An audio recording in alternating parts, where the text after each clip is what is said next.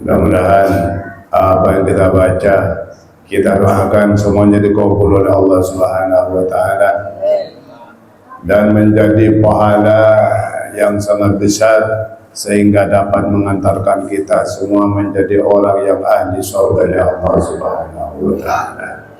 Amin ya rabbal alamin. Sekarang saya bahas, mau baca kitab Tafsir Jalalain. Tafsir biar kalian ngerti tentang Tafsir Jalalain ya. Tafsir Jalalain mulai dari suratul Baqarah, dari surat Baqarah, Al-Quran surat Baqarah. Surat Al-Baqarah ini surat menerangkan tentang sapi. Baqarah itu sapi, bukan sapi ini, sapi. Jadi pertama Al-Quran ini surat, yaitu surat sapi. Surat sapi. Madaniyatun mi'atane wa sittun wa sab'un wa thamanun ayatan. Surat Baqarah ini banyaknya 286 ayat atau 287 ayat. Bismillahirrahmanirrahim. Alif Lam Mim. Dzalikal kitabu la raiba fihi hudan lil muttaqin. الذين يؤمنون بالغيب ويقيمون الصلاة ومما رزقناهم ينفقون. Alif Lam Mim. Allahu a'lamu bimuradihi bidzalik. Jadi Alif Lam Mim ini hanya Allah yang tahu apa maksudnya Alif Lam Mim. Nah, jadi artinya Alif Lam Mim itu tidak, kita gak tahu maknanya apa. Yang tahu Alif Lam Mim ini hanyalah Allah Subhanahu. Apa yang tergabung dalam Alif Lam Mim hanya Allah Subhanahu wa ta'ala. Dzalikal kitabu. Nah ini. Ai hadza. Dzalikal kitab. Inilah kitab. Nah, kitab Al-Quran. Hadal kitab dzalika. Dza itu ismu isyarah, isim isyarah katanya. Al-lamu lil bu'di. Tuh, jauh, bu'di itu jauh. Dzalikal kitab, inilah kitab Al-Quran. Tapi Allah bilangnya di sana itu Quran. Al-Quran itu di sana. Kenapa kok Allah nggak bilang hadzal kitab, inilah kitab Al-Quran. Alladzi yaqra'uhu Muhammadun. Yang membaca kitab ini adalah Nabi Muhammad sallallahu alaihi wasallam. Pertama, la raiba fi, tidak ada keraguan lagi, ai la sakkah, bahwa Al-Quran ini betul-betul dari Allah Subhanahu wa ta'ala, yang dibacakan oleh Gusti Nabi Muhammad sallallahu alaihi wasallam. Artinya apa? Dari Allah diturunkan ke Gusti Nabi Muhammad, tidak ada keraguan lagi bahwa Al-Quran itu dari Allah Subhanahu wa ta'ala. Yang membaca Nabi ini, jadi Al-Quran ini bukan dari Nabi, dari Allah Subhanahu wa ta'ala. Cuma Nabi ini membaca, yang menerima wahyu dari Allah Subhanahu wa ta'ala. Kenapa kok Allah bilang itu Quran? Lita'dimi, karena Allah ini mengagungkan pada Al-Quran. Bahwa Al-Quran min indillah, dari Allah, wa jumlatun nafi mubtada'u dzalik wal isyarah bihi lit ta'dim. Allah pakai isim isyarah karena Allah itu mengagungkan kepada Al-Quran. Jadi kita ini wajib mengagungkan dan menghormati Al-Quran, membesar-besarkan Al-Quran. Allah sendiri aja mengagungkan hormat terhadap Quran, apalagi kita. Kita selaku manusia yang amat sangat mengharapkan pertolongan dari Gusti Nabi Muhammad sallallahu alaihi wasallam dan syafaat daripada Al-Quran, sehingga Al-Quran ini nanti menjadi syafaat yang pertama. Syafaatnya Nabi ini di hari kiamat, dan ada syafaat di alam kubur, yaitu syafaatnya Al-Quran.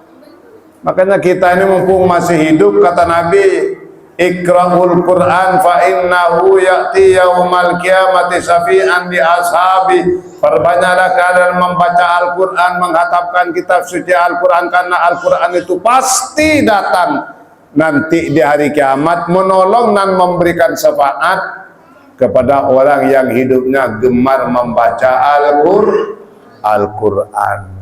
Itu di hari kiamat juga memberikan syafaat Al-Quran itu, menolong. Bahkan Nabi bilang bahwa Al-Quran ini sebagai penyelamat, hisnum minasyaiton wa rijhanum fil mizan. Al-Quran ini satu sebagai benteng, sebagai perisai, sebagai pagar dari godaan setan yang terkutuk, terutama nanti dalam sakaratul maut. Bahwa kita ini semuanya pasti akan mengalami sakaratul maut, di mana setan amat sangat sibuk untuk mentergelincirkan Islam iman seseorang yang hendak mau meninggal. Dirayu, dicoba itu sama setan, diintimidasi, ingin dibawa setan biar orang itu menjadi mati kafir, mati tidak membawa iman. Bahkan konon orang kalau mau meninggal ini amat sangat haus, yang amat sangat luar biasa, sehingga setan ini konon berbentuk berupa orang yang kita cintai. Pertama datang berbentuk temannya, bawa air 1 gelas, katanya bawa air satu gelas. Nah, ini saya bawa air, saya teman kamu, masih ingat nggak saya? Oh ingat. Siapa saya? Saya Dwi, katanya. Berbentuk Dwi. Ada lagi berbentuk Ardiwan, ada berbentuk sapi ini, gitu. Itu. Kalau kamu ingin ikutin omongan saya kasih ini air ini. Kamu kan lagi haus, lagi sakit kan? Iya, katanya. Disuruh bilang Tuhan itu dua, katanya. Tuhan itu dua. Itu kata setan. Muhammad itu bukan utusan, hanyalah pembohong, katanya. Itu kata setan. Kalau kamu bisa ngikuti omongan saya kasih ini air.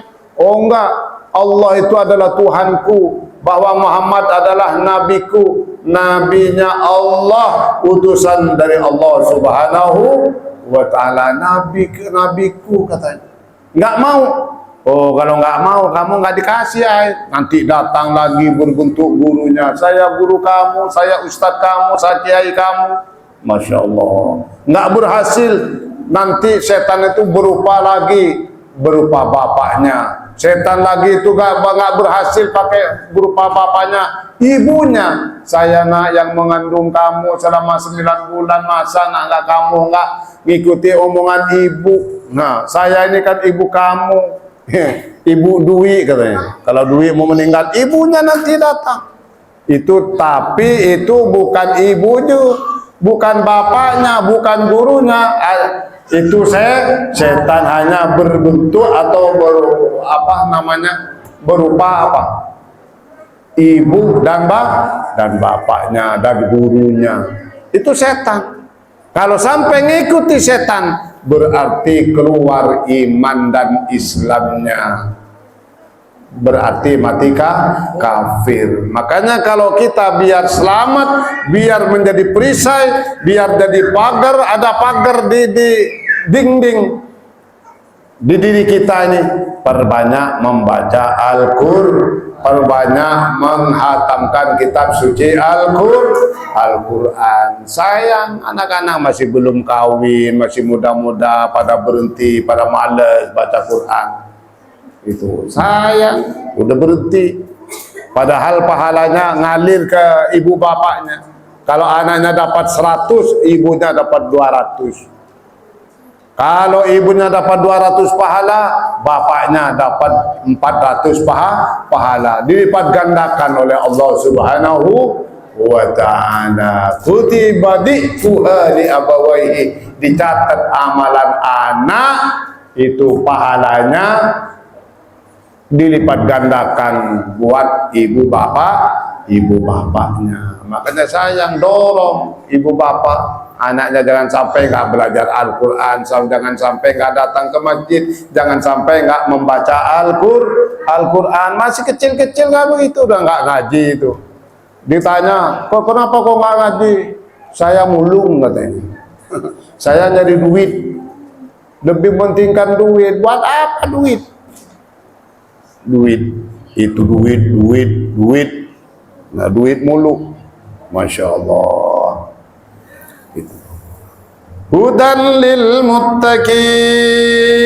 Al-Quran ini diturunkan oleh Allah Subhanahu wa ta'ala untuk apa? Hudan lil muttaqin. Tujuannya Allah satu, untuk penyelamat bagi orang yang bertakwa kepada Allah Subhanahu wa ta'ala. Makanya nanti yang bakal selamat, yang bakal masuk surga hanyalah orang yang bertakwa.